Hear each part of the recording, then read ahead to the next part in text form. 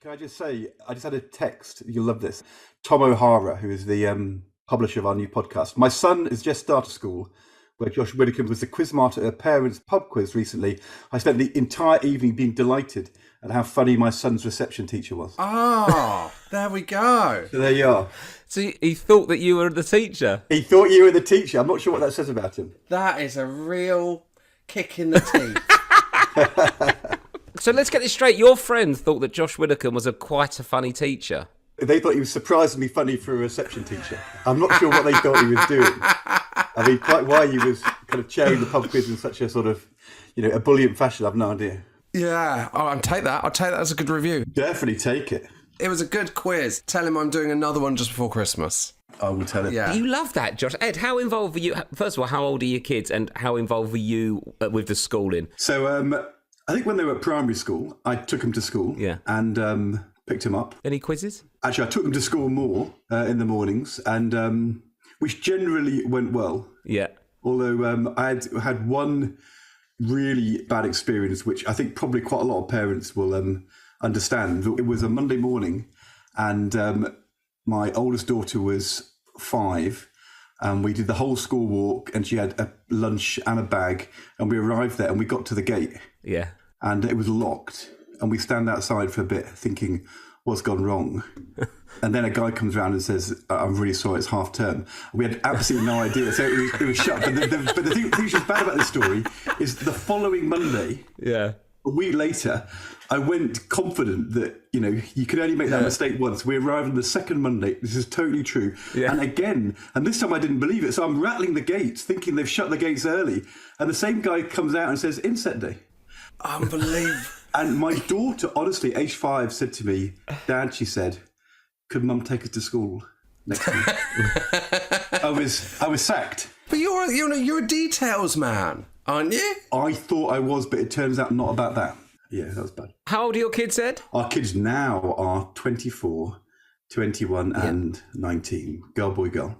So I imagine, though, 20 years ago, the shared Google calendar wasn't really happening, was it? It's a bit more like the emails and stuff coming in. How much was online? Because now I've got about 5 different apps about when my kids are in school, off school. You can download calendars to your phone and stuff like that. But that weren't happening then, was it? This was well before any of that. I didn't get a iPhone till our oldest daughter was 16. And back then, I think I probably had got a BlackBerry. But BlackBerries you use for messaging, or for texts, or if you were a drug dealer for arranging your meetings, because there was a whole sort of BBM thing, wasn't there? Yeah. But I never worked out how to use the calendar. So we never used an online calendar any time I was in politics. It was always paper-based. Was it? And because Tony Blair didn't have a mobile phone, did he? He didn't have a mobile phone. Gordon Brown didn't do emails until later. When Gordon Brown discovered the email was a catastrophic moment in the life of the nation, because he suddenly realised he could, if he woke up early, he could share his thoughts more widely. Yeah. But this is honest with you. When we arrived in government in 1997, so at the beginning of the Blair government, none of us had ever used email for anything. Yeah. We didn't use any email because it was so early on in email. And also, we had this view that if you wrote something down in the email and then sent it into the interweb, then somebody might get it and expose you, and that would be a disaster. So we did everything on paper. So when we got to the Treasury in 97, the Treasury had moved over to doing everything electronically a couple of years before they were early. And I had this box of papers, which I was given, and you're supposed to work on them and send back comments. And I had, for the first 3 months, a tape recorder. And I used to turn on the tape recorder and say, on this paper, this is what I think. And then I had a secretary who would then transcribe my voice messages into emails. And you were running the country. We were running the country. Into the bloody ground. I don't know if that's true or not. I just thought it was funny to put in there. But I think actually not at the time. That was later. No, I'm joking. Financial crisis was still 10 years away at that point. So we were overachieving at the time. Yeah, fair enough. What was it like? Yvette Cooper's your wife, who's Shadow Home Secretary at the moment. Yeah. And so are your diaries really intense? Like, what's it like for parenting when you're ministers or when you're, shadow ministers? I think that it's when things go wrong that it's a disaster. But then I think that was true for all parents, really, that you have a system. And our systems had to be quite complicated because you had to be able to cover votes in the evenings until, getting home late at night. But do you remember in 2001 when there was the train crash at Hatfield and all of the north-south trains, suddenly everybody went really risk-averse and the train time went from being like 2 hours to Yorkshire where we lived to like 4.5 hours, and we had no choice. And so we just used to get these really, really long trains with young kids.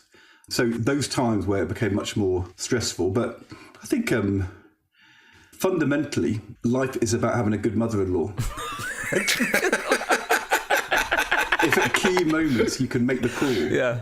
So Yvette's mum was a teacher, head of maths for 20, 30 years, but she was retiring about the time our first child was born. And she said to us, would we like her to do like a couple of days a week? And we said we didn't really, because we needed to get some paid childcare. But if she could come one day a week, but instead, if we could have the second day in reserve, so that any time when things went wrong, you could ring grandma. Oh, that's good. And I think that is, a supportive mother-in-law. Yeah. So you lived up in Yorkshire. Was that your constituency or Yvette's constituency? So no, it was Yvette's constituency, and then it became my constituency later. Mine was next door to Yvette. So she was elected in 97, me not to 2005.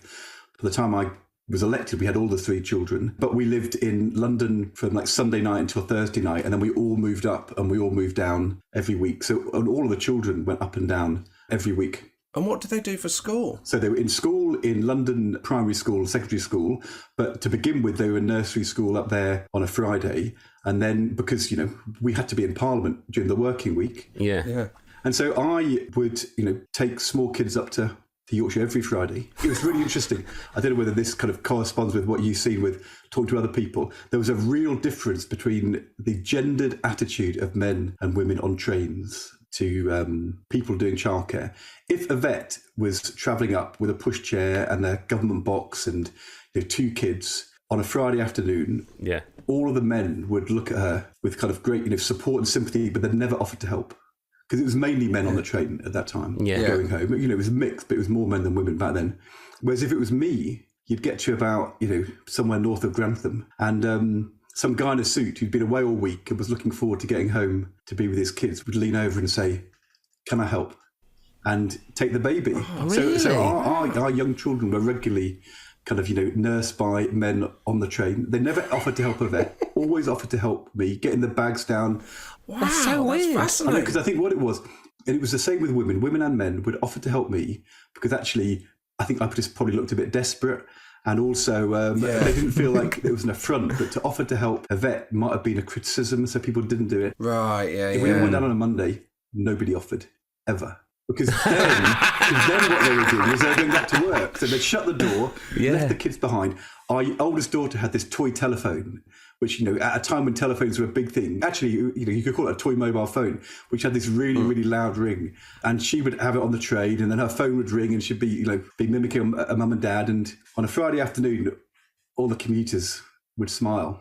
On a Monday morning, they complained, hated it. Oh, God, this bloody mobile phone, shut her up. Is that because that's what your constituency was up there? Yeah, so, is that why you had to go back? So Yvette was an MP for Normanton, Pontefract, Castleford in West Yorkshire, just to the east of Leeds. And then I was the MP for the next door seat, which was called Morley and Outward.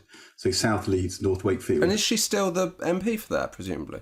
Yeah, she's been the MP now So do you still go there every weekend? We do. It changed when 2 things happened. One, I lost my seat in 2015, as you know. So suddenly I didn't have the same work reason to have to go all the time. And also as the kids got a bit older, their social life shifted a bit. And they ended up with more friends from school here. Yeah. Yvette goes every weekend for 3 days, 4 days. I don't go every weekend.